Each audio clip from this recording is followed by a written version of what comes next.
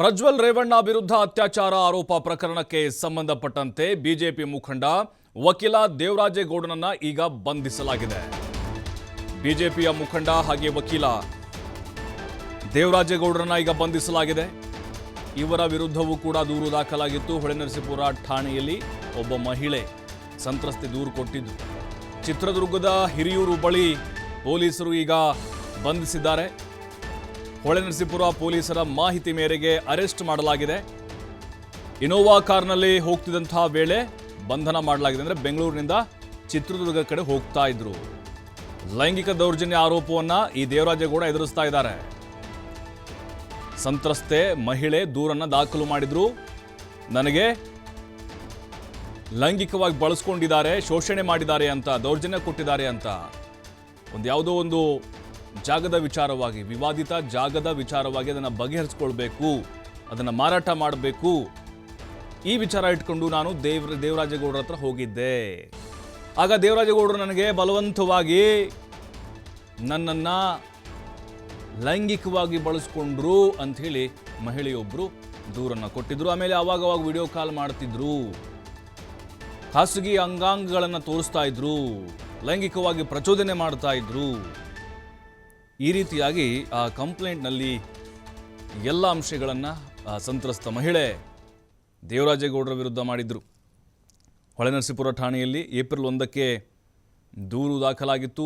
FIR ಕೂಡ ಆಗಿತ್ತು ಇವ್ರ ಮೇಲೆ.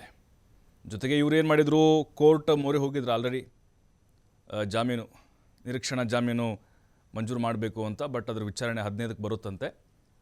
ಬಟ್ ದೇವರಾಜೇಗೌಡರು ನೋಡಿ, ಆರಂಭದಿಂದಲೂ ಕೂಡ ಸುದ್ದಿಗೋಷ್ಠಿ ನಡೆಸುವ ಮೂಲಕ ನಿರಂತರವಾಗಿ ಸಾಕಷ್ಟು ನಾಯಕರ ಮೇಲೆ ಆರೋಪಗಳನ್ನು ಮಾಡ್ತಾ ಬರ್ತಾ ಇದ್ರು. ಅವರ ವಿರುದ್ಧ ಕಾಂಗ್ರೆಸ್ ಕಾರ್ಯಕರ್ತರು ಕೂಡ ಪ್ರೊಟೆಸ್ಟನ್ನು ಮಾಡಿದರು. ಪೆನ್ಡ್ರೈವ್ ಹಂಚಿದವರು ಇದೇ ದೇವರಾಜೇಗೌಡರು ಅನ್ನುವಂಥ ಆರೋಪ ಇತ್ತು. ಬಟ್ ಈಗ ಇದು ಕೇಸ್ ಯಾವುದು ಅಂತ ಹೇಳಿದ್ರೆ, ಇವ್ರ ಮೇಲೆ ಒಬ್ಬ ಸಂತ್ರಸ್ತ ಮಹಿಳೆ ದೂರನ್ನು ಕೊಟ್ಟಿರ್ತಾರೆ. ನನಗೆ ಲೈಂಗಿಕವಾಗಿ ದೌರ್ಜನ್ಯವನ್ನು ಎಸಗಿದ್ದಾರೆ, ಬಲವಂತವಾಗಿ ನನ್ನ ಜೊತೆ ಅಶ್ಲೀಲವಾಗಿ ಇವರು ವರ್ತಿಸಿದ್ದಾರೆ ಅಂತ. ಯಾವುದೋ ಒಂದು ಸೈಟಿನ ವಿಚಾರವಾಗಿ ಹೋದಂಥ ಸಂದರ್ಭದಲ್ಲಿ ಈ ರೀತಿ ಅವರು ಕೃತ್ಯವನ್ನು ಎಸಗಿದ್ರು ಅನ್ನೋದು. ಹಾಗಾಗಿನೇ ಈಗ ದೇವರಾಜೇಗೌಡರು ಮುಂದೆ ಯಾವ ರೀತಿಯಾದಂತಹ ಕಾನೂನು ಸಂಕಷ್ಟವನ್ನು ಎದುರಿಸ್ತಾರೆ. ಯಾಕಂತ ಹೇಳಿದ್ರೆ ನೋಡಿ, ಈಗ ಪ್ರಜ್ವಲ್ ರೇವಣ್ಣ, HD ರೇವಣ್ಣ ಅವ್ರದ್ದೊಂದು ಕೇಸ್ದು ಅವ್ರದ್ದು ಆಯಾಮ ಬೇರೆ. ಆದರೆ ಈಗ ದೇವರಾಜೇಗೌಡ ವಿಚಾರಕ್ಕೆ ಸಂಬಂಧಪಟ್ಟಂತೆ ಆ ಮಹಿಳೆ ಮಾಡಿರುವಂತಹ ಒಂದು ಆರೋಪ ಏನಿದೆ, ಕೊಟ್ಟಂತಹ ದೂರೇನಿದೆ, ಈಗ ಚನ್ನರಾಯಪಟ್ಟಣ ಪೊಲೀಸರಿಗೆ ಒಪ್ಪಿಸಲಾಗಿದೆ. ಹೆದರಿಸಿ ಬೆದರಿಸಿ ನನ್ನನ್ನು ಲೈಂಗಿಕವಾಗಿ ಬಳಸ್ಕೊಂಡಿದ್ದಾರೆ ಅನ್ನುವಂಥ ದೂರಿತ್ತು. ವಿಡಿಯೋ ಕಾಲ್ ಮಾಡಿ ಮಾನಸಿಕ ಹಿಂಸೆ ಕೊಟ್ಟಿದ್ದಾರೆ ಅಂಥೇಳಿ ಮಹಿಳೆಯೊಬ್ಬರು ದೂರನ್ನು ಕೊಟ್ಟಿದ್ದರು. ಈಗ ದೇವರಾಜೇಗೌಡ ಅರೆಸ್ಟ್ ಆಗಿದ್ದಾರೆ.